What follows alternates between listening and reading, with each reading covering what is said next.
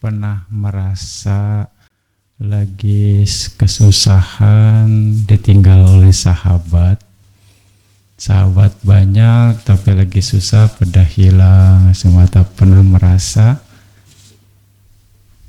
pernah lah pasti ya mengalami itu, dan kita seolah-olah akhirnya nyalahin sahabat kita ya. Kita akan tahu sahabat yang baik seperti apa, dipikirnya seperti itu, apakah sepenuhnya benar. Kita harus koreksi. Ketika kita butuh nggak ada yang bantu, berarti kita kurang kalah dana. Berdana di waktu yang sesuai. Ya, potensi kalah dana kita kurang kuat. Karena waktu kita butuh nggak ada yang bantu kita. Ya kan, jadi energi itu yang ngeblok.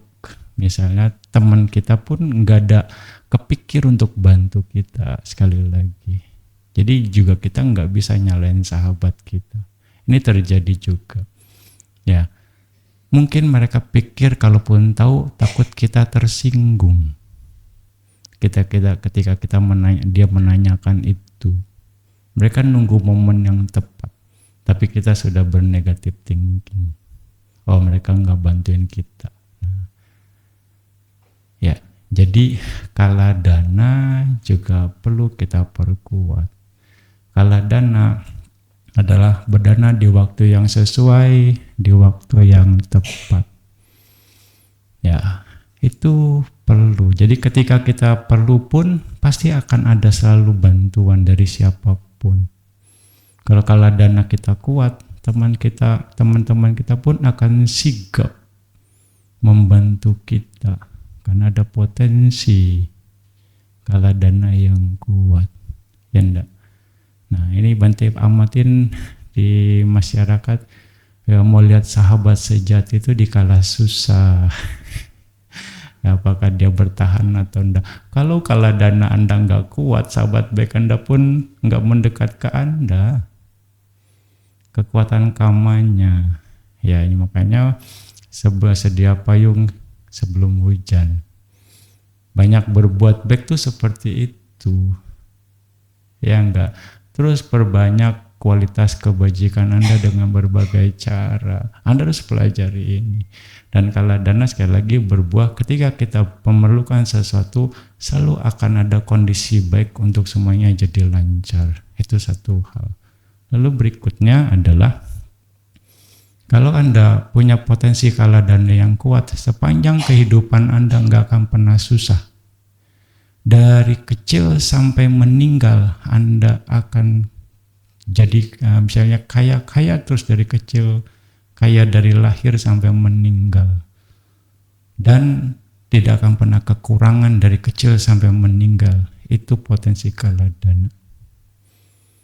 Ya kan? Kadang mungkin ada orang yang kecilnya susah, mudanya seneng, tuanya susah gitu. Ada yang mudanya seneng, kecilnya seneng, mudanya seneng, tuanya bangkrut. Ada juga yang susah, udah tuanya senang. Itu bukti, itu adalah kondisi di mana kurangnya kalah dana. Potensi kalah dananya kurang. Sekali lagi, jadi kita nggak bisa nyalain keadaan.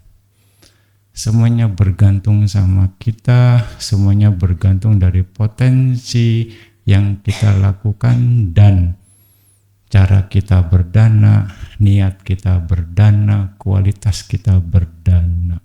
Sekali lagi, ya Anda harus pelajari ini dan mudah memberikan penjelasan ini. Ya, sekali lagi, beruntung sekali kita ada Dhamma yang mengajarin. Kalau enggak kita bingung, saya udah baik banget kok masih aja sahabat saya ninggalin saya, sahabat enggak baik. Jadi ilfil sama sahabat Anda sendiri sehingga Anda salah menilai orang baik, karma buruk baru itu.